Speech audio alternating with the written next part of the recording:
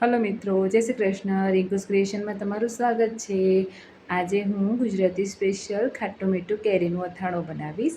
તો એના માટે મેં માર્કેટમાંથી રાજાપુરી કેરી 2 કિલો કટ કરાવીને ડાયરેક્ટ લઈ લીધી, અને મેં ધોઈ અને હળદર મીઠામાં 2 દિવસ રાખી અને પછી કોરા કરી અને સૂકવી દીધા હતા પંખામાં જ.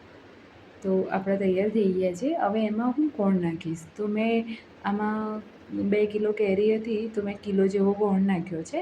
અને હવે આને હું ઢાંકી અને 1 દિવસ સુધી રહેવા દઈશ. તો જુઓ મિત્રો, ગોળ મસ્ત ઓગળીને સરસ આપણા જે કેરીના જે છાંડિયા હોય ને, એ બી બહુ સરસ પીગળીને સરસ થઈ ગયા છે. તો હવે એને આપણે મસાલો કરીશું. 2 કિલો કેરી હતી, એના માટે 1 કિલો ગોળ છે.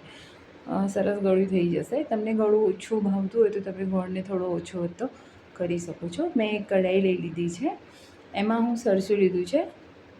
તો આને આપણે 500 ml જેવું લઈશું ને, કોઈ બી બ્રાન્ડનું લઈ શકો છો. કોકુલનું લીધું છે 500 ml. 2 કિલો કેરી હતી, કિલો ગોળ અને 500 ml તેલ આવશે એમાં. મેં એમાં ખડા મસાલા નાખી દીધા છે. તેજપત્તા છે, મરચાં છે, લાલ મરચાં છે, મરી છે અને લવિંગ છે. તો આ બધું આપણે થોડું તેલ ગરમ થાય એટલે આપણે એમાં નાખી દઈશું, જેનાથી તમારું અથાણું આખું વરસ સારું રહેશે, કશું જ નહીં બગડે. તો જે આ ખડા મસાલા છે એને તમે જરૂરથી નાખજો, જેથી તમારું અથાણાનો ટેસ્ટ બી બહુ સરસ આવશે અને તમારા અથાણાને કશું થશે બી નહીં. આખું વરસ બહુ સરસ ફ્રેશ અને સરસ રહેશે. તો આને આપણે થોડું સાંતળી દઈશું. અને પછી આ મેં શ્રીપ્રિયાનો આચાર મસાલો લીધો છે. તમે કોઈ બી બ્રાન્ડનો લઈ શકો છો. તો મેં મસાલો બી 500 ગ્રામ લીધો છે. તો સિમ્પલ માપ છે મિત્રો, અને બનાવવું પણ ઇઝી જ છે. તો તમે જરૂરથી એકવાર બનાવજો. અને 2 કિલો કેરીમાંથી ખાસું એવું આપણું 5 કિલો જેવું તો અથાણું બનાવીને તૈયાર થઈ જાય છે. આખા વરસ માટે આપણું સરસ થઈ જાય. તો બસ આપણે હવે મસાલાને મિક્સ કરીશું અને મિક્સ કરીને રહેવા દઈશું કે તેલ ઠંડુ થાય પછી આપણે એમાં નાખવાનું છે. એક ખાસ ધ્યાન રાખજો, તમે તરત એમાં ના નાખી દેતા. અમુક વાર બધાનું કહેવું હોય છે કે કેરીનું અથાણું બનાવ્યું પણ છાંડિયા થોડા કડક થઈ ગયા, અથાણું સારું ના બન્યું. તો આ એની ખાસ ટ્રીક છે કે તમે જે ગરમ થયું જો, અત્યારે હું કઢાઈને શાંતિથી હાથમાં પકડી શકું છું.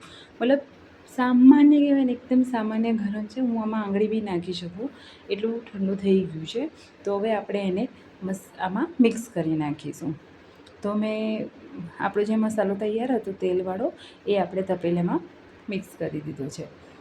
તો બધું મિક્સ કરીને આપણે પાછા ફરીથી કેરી અને અથાણું બધું મિક્સ કરી દઈશું.